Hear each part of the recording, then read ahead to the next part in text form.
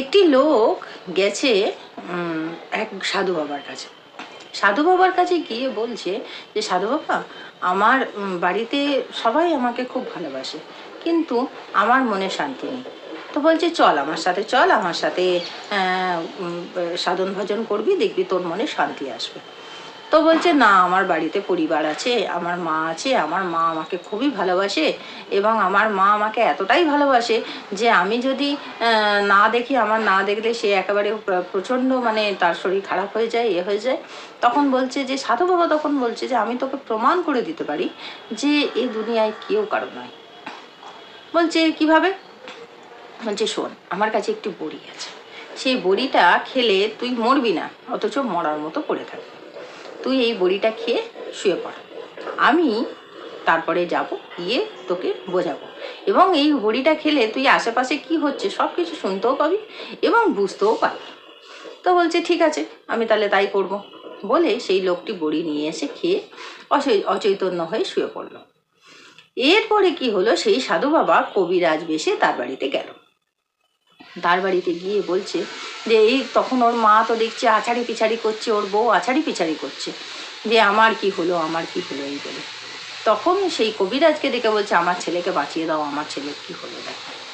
তখন সেই কবিরাজ বলছে যে তোমার ছেলের কিচ্ছু হয়নি, তোমার ছেলে ঠিক হয়ে যাবে, আমি একটা বড়ি দেবো, তোমার ছেলে ঠিক হয়ে যাবে। সেই শুনে তো মা মহা খুশি।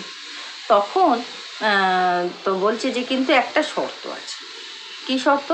না, আমি এই বড়িটা যেই দেব তাহলে তোমার ছেলে বেঁচে উঠবে, কিন্তু তোমাদের মধ্যে কেউ একজন মারা যাবে, যে এই বড়িটি খাবে সে মারা যাবে, তোমার ছেলে বেঁচে উঠবে।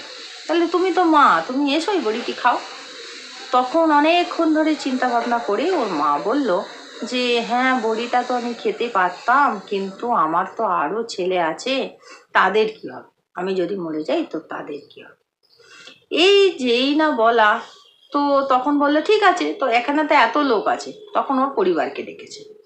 তো পরিবার এসছে, হ্যাঁ আমি তো খেতে পারতাম, কিন্তু যে গেছে সে তো চলেই গেছে, সে তো আর তাকে ফিরে আনাতে গিয়ে আমি যদি মরে যাই তাহলে আমার যে আরো সব ছেলেপুলেরা আছে তাদেরকে দেখবে। এই বলে সেই বড়িটি আর কেউই খেতে চাইল না। সেইটা শুনে যে অচৈতন্য হয়ে পড়েছিল সেই ছেলেটি হঠাৎ করে উঠে বসলো, তার ওষুধের রেশ কমে গেছিল, সে উঠে বসলো এবং সেই সাধু বাবার সাথে অর্থাৎ সেই কবিরাজের সাথে বাড়ি ছেড়ে চলে গেল। তখন বোঝা গেল এই জগতে কেউ কারো নয়, সবাই নিজের স্বার্থে স্বার্থে ঘুরে বেড়াচ্ছে। যখনই কারো স্বার্থে একটু আঘাত পড়ে, সঙ্গে সঙ্গে সে একেবারে নিজের রূপ প্রকাশ করে ফেলে। কেউ দুনিয়ায় কেউ কারো নয়, এই দুনিয়াও যেমন অনিত্য, মানুষের সম্পর্কগুলো আজকাল বড়ই ঠুনকো, কেউ কারণ নয়। এটাই হচ্ছে জগতের পরম সত্য।